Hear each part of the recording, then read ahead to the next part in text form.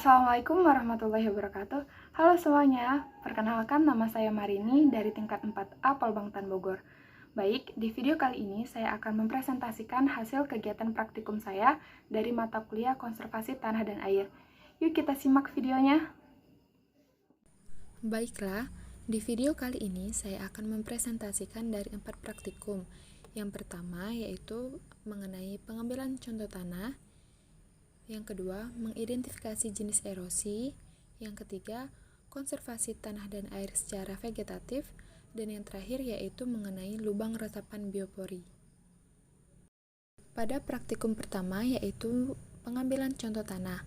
Nah, latar belakang dari praktikum ini yaitu karena tanah merupakan faktor terpenting dalam tumbuhnya tanaman dalam suatu sistem pertanaman. Pertumbuhan suatu jenis juga dipengaruhi oleh beberapa faktor. Salah satunya ialah tersedianya unsur hara, baik unsur hara makro maupun unsur hara mikro. Oleh karena itu, diperlukannya penambahan pupuk. Untuk mengetahui unsur hara tanah, maka perlu dilakukannya PUTS atau perangkat uji tanah sawah dan PUTK atau perangkat uji tanah kering. Untuk waktu dan tempat dilakukannya PUTS yaitu pada tanggal 8 Oktober 2021 di Kecamatan Pampangan, Kabupaten Ogan Komering Ilir, Provinsi Sumatera Selatan. Sedangkan untuk praktikum PUTK-nya dilaksanakan pada tanggal 24 Oktober 2021 di Kecamatan Seberang Ulu 1, Kota Palembang, Sumatera Selatan. Nah, adapun bahan dalam praktikum ini yaitu cangkul, ember, pisau, plastik, kertas label, spidol, dan tanah di lokasi pengambilan sampel. Adapun langkah dalam praktikum PUTS ini yaitu yang pertama, rumput-rumput yang terdapat pada lahan dibersihkan terlebih dahulu dengan cangkul. Yang kedua, tanah dicangkul membentuk huruf V dengan kedalaman kurang lebih 20 cm atau setelah mata cangkul sejajar dengan gagang atau ujung cangkul. Yang ketiga, tanah diambil secara perlahan dengan cangkul setebal 1,5 cm. Bagian sisi kanan dan sisi kiri dipotong masing-masing setebal 5 cm, lalu dimasukkan ke dalam ember. Nah, untuk contoh tanah sawah ini dilakukan pengambilan 2 titik, kemudian dicampur menjadi satu, lalu dimasukkan ke dalam plastik kemasan dengan berat 1 kg. Lalu diberi label berisi nama tanah, lokasi, dan tanggal pengambilan contoh tanah. Sedangkan untuk pengambilan sampel PUTK sendiri hampir sama seperti pengambilan sampel di PUTS. Nah, berdasarkan hasil praktikum yang dilakukan, terdapat perbedaan yang signifikan antara tanah sawah dan tanah kering, baik dari segi warna, tekstur, dan kadar liatnya. Untuk tanah sawah, warna tanah cenderung gelap, seperti coklat muda hingga tua, dengan tekstur halus, berdebu, dan sedikit lengket atau liat. Sedangkan untuk tanah kering, warna tanah cenderung lebih terang atau coklat terang hingga coklat tua, dengan tekstur tanah kasar dan terdapat kerikil kecil. Pada praktikum kedua yaitu mengidentifikasi jenis erosi. Nah, adapun latar belakang dari praktikum ini yaitu erosi dapat menyebabkan produktivitas lahan menurun karena menyebabkan hilangnya lapisan topsoil pada tanah yang pada gilirannya lahan menjadi tidak mampu untuk mendukung pertumbuhan optimal pada tanaman. Nah, untuk waktu dan tempatnya yaitu pada tanggal 4 Januari 2022, praktikum ini dilaksanakan di Kampus Polbangtan Bogor, Kota Bogor, Jawa Barat. Adapun cara kerjanya yaitu yang pertama menentukan lokasi lahan yang terdegradasi, yang kedua mendokumentasikan bentuk-bentuk atau jenis-jenis erosi yang terjadi, yang ketiga yaitu mendeskripsikan bentuk-bentuk atau jenis-jenis erosi yang telah terjadi. Nah, hasil pembahasan dari praktikum ini yaitu terdapat 2 jenis erosi. Yang pertama, erosi alur dan erosi parit. Nah, erosi alur ini terjadi karena adanya proses erosi dengan sejumlah saluran kecil yang kedalamannya kurang dari 30 cm dan terbentuk terutama di lahan pertanian yang baru saja diolah.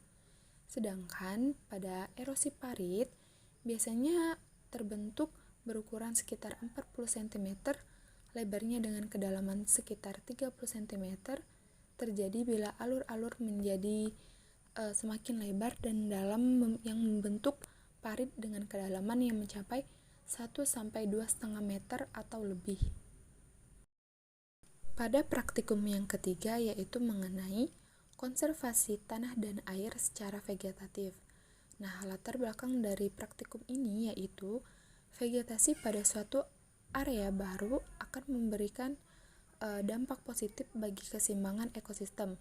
Secara umum, peranan vegetasi dalam suatu ekosistem terkait dengan pengaturan keseimbangan karbon dioksida dan oksigen dalam udara, serta perbaikan sifat fisik, kimia, dan biologis tanah, pengaturan tata air tanah, dan lainnya. Adapun waktu dan tempat dari pelaksanaan praktikum ini yaitu dilaksanakannya pada tanggal 4 November 2021 di Kecamatan Pulau Rimau, Kabupaten Banyuasin, Provinsi Sumatera Selatan, dan alat bahan yang digunakan yaitu kamera atau HP. Adapun hasil pembahasan dari praktikum ini yaitu terdapat dua jenis KTA secara vegetatif. Yang pertama yaitu secara wanatani dan yang kedua yaitu kebun campuran. Nah, wanatani ini adalah suatu bentuk pengelolaan sumber daya yang memadukan kegiatan pengelolaan hutan atau pohon kayu-kayuan dengan penanaman komoditas pertanian. Sedangkan kebun campuran yaitu kebun yang ditanami berbagai jenis tanaman minimal satu jenis yang berkayu. Contohnya yaitu pada praktikum ini terdapat pohon pisang, singkong, dan tanaman sayuran seperti sawi, cabai rawit, serta tanaman jahe dan lengkuas. Nah, pada praktikum yang keempat ini yaitu mengenai lubang resapan biopori. Adapun latar belakang dari praktikum ini yaitu berdasarkan Undang-Undang Nomor 7 Tahun 2004 tentang sumber daya air, dijelaskan bahwa air adalah semua air yang terdapat pada di atas ataupun di bawah permukaan tanah. Upayanya yaitu dengan melakukan tindakan konservasi air, salah satunya yaitu dengan biopori. Nah, biopori sendiri adalah lubang dalam tanah yang terbentuk akibat aktivitas organisme. Lubang biopori mempercepat dan meningkatkan resapan air seluas bidang permukaan lubang biopori menurut Hilwas List 2011. Untuk waktu dan tempat dari praktikum ini yaitu dilaksanakan pada tanggal 24 November sampai dengan 8 Desember 2021 di lahan praktik Polbangtan Bogor. Nah, untuk alat dan bahannya sendiri yaitu terdiri dari bor tanah 1 buah, pisau atau skop mini, botol bekas yang berukuran 1 liter yang sudah dilubangi minimal 5 buah dalam satu kelompok.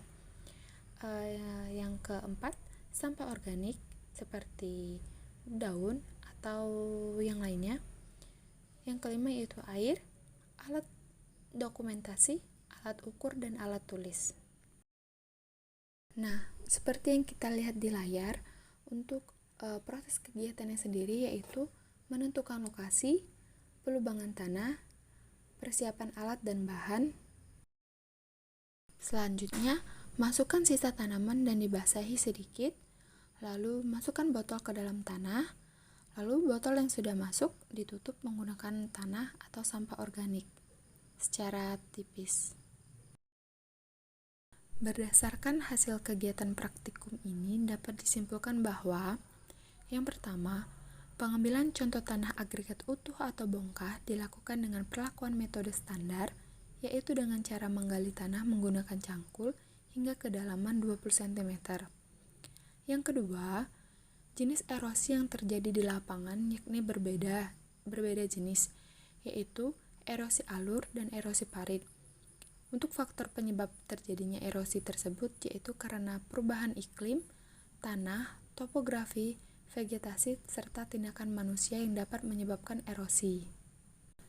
Yang ketiga, vegetasi adalah metode konservasi tanah dan air berupa penanaman pohon atau kayu-kayuan, perdu, rumput-rumputan secara permanen, dan atau tanaman penutup tanah lainnya.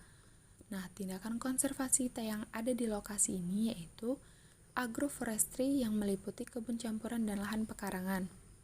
Yang keempat, biopori merupakan lubang-lubang yang terdapat di permukaan tanah yang terbentuk oleh aktivitas mikroorganisme tanah atau akar tanaman.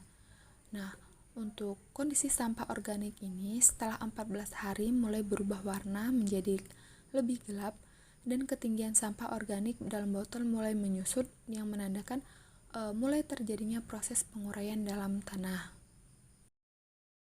Mungkin itu saja yang dapat saya sampaikan di video kali ini. Semoga bermanfaat. Lebih kurangnya saya mohon maaf. Saya akhiri. Wassalamualaikum warahmatullahi wabarakatuh. Terima kasih.